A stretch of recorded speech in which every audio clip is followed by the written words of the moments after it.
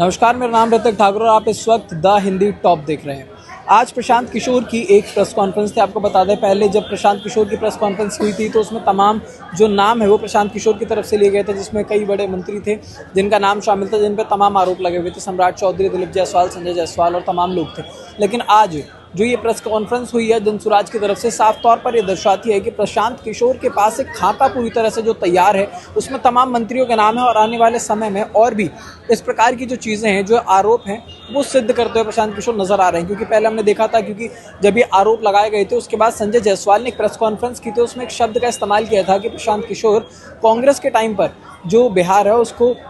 Scam का नाम पता लग गया था, लेकिन बिहार में अब राउंड ट्रिपिंग का जो शब्द है वो फेमस हो रहा है, वो जनसुराज के चलते। तो उसको लेकर के आज ये प्रेस कॉन्फ्रेंस की गई, जिसमें सबसे पहले प्रशांत किशोर ने इस प्रेस कॉन्फ्रेंस को शुरू करते वक्त ये बताया कि आखिर क्यों ये जो राउंड ट्रिपिंग है या फिर ये जो पैसे हैं कहाँ से प्रशांत किशोर के पास आते हैं, जनसुराज के पास आते हैं, और इस पैसे के आने का जरिया क्या है। उसके बाद जब पैसे आते हैं तो ये जाते कहाँ हैं, इसका पूरा जो ब्यौरा है वो प्रशांत किशोर ने पेश किया। आपको बता दें, प्रशांत किशोर ने बताया कि एक साल के जो पिछले 3 साल से, यानी कि 2 अक्टूबर 2022 से लेकर अब तक, उन्होंने बताया कि 241 करोड़ की जो संपत्ति है, जो माफ़ कीजिएगा 241 करोड़ जो रुपए हैं वो उन्होंने कमाए। और उसके पीछे का उन्होंने कारण बताया। उन्होंने कहा कि यहाँ पर बिहार में जो सरस्वती है उससे पैसा कमाया जाता है, यानी कि मेरे पास जो सरस्वती यानी कि कंसल्टेंसी के जरिए 241 करोड़ रुपए कमाने की बात प्रशांत किशोर ने कही। और इसमें साफ तौर पर उन्होंने बताया कि 241 करोड़ में से इनकम टैक्स उनकी तरफ से भरा गया है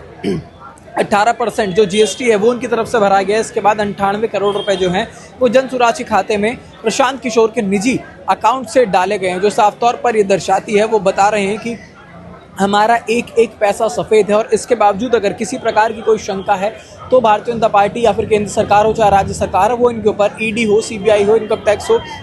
पूरी तरह से जांच करवा सकती है। उसके बाद प्रेस कॉन्फ्रेंस की अगर दूसरी बड़ी बात की बात करें तो वो अशोक चौधरी ने जो मानहानि का दावा किया था, 100 करोड़ की मानहानि का जो दावा था वो अशोक चौधरी ने प्रशांत किशोर पर लगाया था। उसको लेकर के प्रशांत किशोर ने कहा है कि महज 100 करोड़ का जो दावा था उसको लेकर के अब जो अशोक चौधरी हैं वो डर चुके हैं। इस चलते वो ये जो कानूनी कार्रवाई है सब वापस लेना चाह रहे हैं। लेकिन डरने की जरूरत नहीं है, क्योंकि अभी जो ये कार्रवाई वापस ले रहे हैं, अगर ये जो 200 करोड़ की संपत्ति का मैंने आरोप लगाया था, इसको पूरी तरह से अगर मुझ पर जो केस लगाया तो वापस नहीं लिया जाता और ये पूरा ब्यौरा अगर अशोक चौधरी की तरफ से सिद्ध नहीं किया गया और हटाया नहीं गया, तो साफ तौर पर प्रशांत किशोर का कहना है कि उनके पास आने वाले 7 दिनों में वो साफ तौर पर 500 करोड़ रुपए की जो संपत्ति है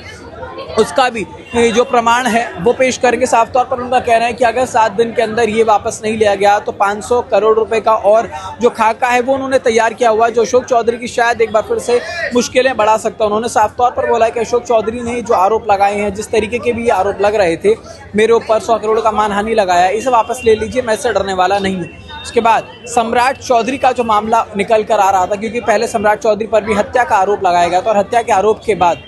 हत्या का आरोप लगाया गया था, जिसके बाद साफ तौर पर प्रशांत किशोर ने बोला था कि सम्राट चौधरी उप मुख्यमंत्री बिहार के हैं, लेकिन बिहार में क्राइम रेट जो है वो कम कैसे होगा अगर यहाँ के उप मुख्यमंत्री खुद ही इस प्रकार के आरोपों में संलिप्त पाए जाते हैं। तो ऐसे में ये भी जानना बेहद ज़रूरी हो जाता है कि आखिरकार सम्राट चौधरी जो उनके ऊपर किन प्रकार के आरोप लगे हुए हैं। साफ तौर पर आज अगर बात की जाए प्रशांत किशोर की प्रेस कॉन्फ्रेंस की, तो उन्होंने तमाम जो सबूत हैं वो पेश किए। साथ ही साथ उन्होंने बताया है कि 1995 में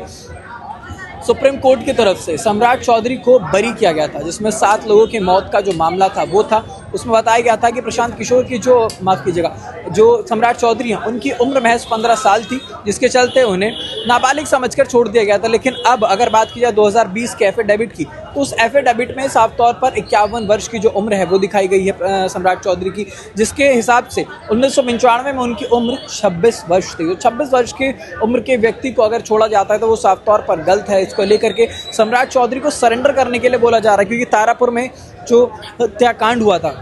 उसमें 7 लोगों की मौत हुई थी, उसमें सभी कुशवाहा समाज से आते हैं। तो साफ तौर पर ये आरोप भी प्रशांत किशोर की तरफ से लगाया गया कि अगर आप कुशवाहा समाज से आते तो कुशवाहा समाज के वो लोग थे जिनको आपने मौत के घाट उतारा था। तो साफ तौर पर अगर आपने गलती की है तो आप निकल कर सामने आइए और उसके बाद आप सरेंडर कीजिए, क्योंकि सुप्रीम कोर्ट में साफ तौर पर कहना है प्रशांत किशोर का कि झूठे कागज़ लगा करके, झूठी उम्र बता करके ये बाहर निकल कर आए थे। और उसके बाद इन्होंने ये भी बताया कि एक जो बहुत बड़ा खुलासा किया गया वो ये था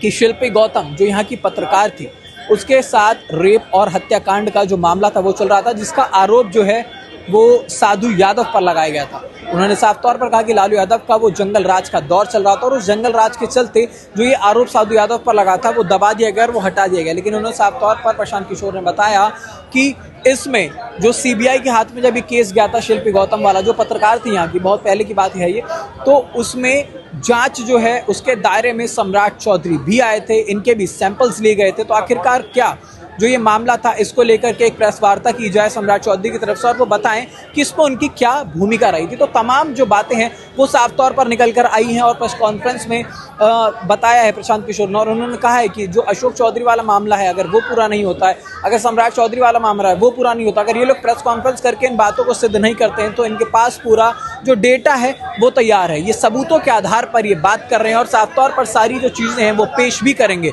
तो साफ तौर पर ये कहना लाजमी होगा कि अब प्रशांत किशोर जो हैं वो पूरे मूड में हैं और तमाम जो मंत्री हैं, जो नेता हैं जिनके ऊपर भ्रष्टाचार के आरोप लगे हुए हैं, उनका एक पूरा खाका इन्होंने तैयार किया होगा। अब आने वाले समय में ये देखना होगा कि प्रशांत किशोर अगली प्रेस कॉन्फ्रेंस में क्या कुछ बयां करते हैं। बने रहिए आप द हिंदी टॉप पर।